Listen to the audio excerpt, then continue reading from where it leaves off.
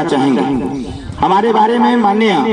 भैया जी ने बहुत सारी बातें बताई। एक बार सोचिएगा, विचार करिएगा कि आखिर हम मतदान करें तो कैसे करें और करें तो किसको करें। और जब मतदान करना ही है तो ऐसे व्यक्ति को करें जो जीत करके सरकार के साथ शामिल होकर के इस क्षेत्र के अविकास जो हुआ, जो विकास रुका हुआ है, उसको गति दे करके रफ्तार बढ़ाने का काम कर सकें। इसलिए मैं अंतिम आग्रह करूंगा कि आने वाले 1 तारीख को आप सभी लोग, हम सभी लोग मिलकर के चुनाव निशान छड़ी का बटन दबाएं। और मेरा एक आग्रह होगा कि हम आप तो जागरूक हैं, हमको आपको पता चल गया, लेकिन जो घर में महिलाएं हैं, जो बच्चियां हैं 18 साल की अवस्था पार कर चुके हैं, जो मतदान देने के अधिकारी हो गई हैं, जिनका नाम वोटर लिस्ट में दर्ज हो गया है, जो लगातार भारतीय जनता पार्टी के कमल के फूल पर वोट देते चले आए हैं, अगर उनको जानकारी नहीं दिया गया कि इस बार के मशीन में कमल के फूल के स्थान पर छड़ी का निशान रहेगा, अगर ये जानकारी हमको नहीं दे पाएंगे तो जब वो बूथ पर जाएंगी और जब मशीन में अपना सिंबल खोजेंगे कमल का फूल, और जब कमल का फूल नहीं मिलेगा तो बिना वोट दिए वापस चले जाएंगे। इसलिए मेरा आपसे आग्रह है कि इसको भी बताने की आवश्यकता है, अपने परिवार में, अपने घर में, अपने गांव में, अपने लोगों को बताने की आवश्यकता है कि इस बार ईवीएम मशीन में कमल के फूल के स्थान पर चुनाव निशान छड़ी हो गया और छड़ी पर हम सबको मतदान करना है। और जो भी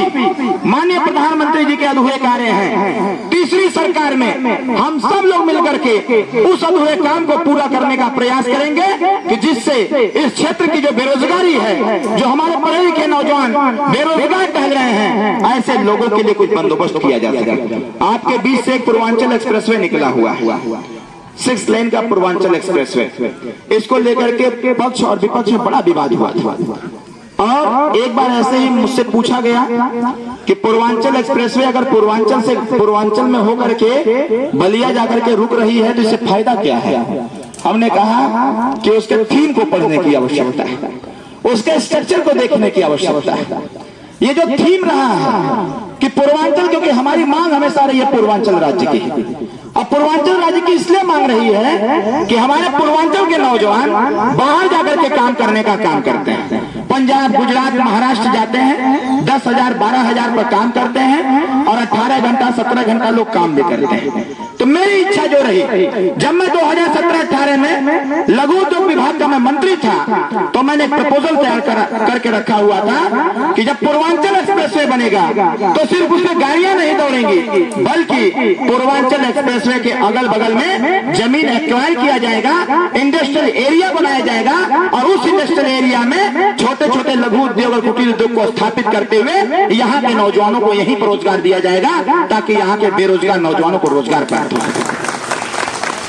ये बात हमने 2018 में तय कर रखा है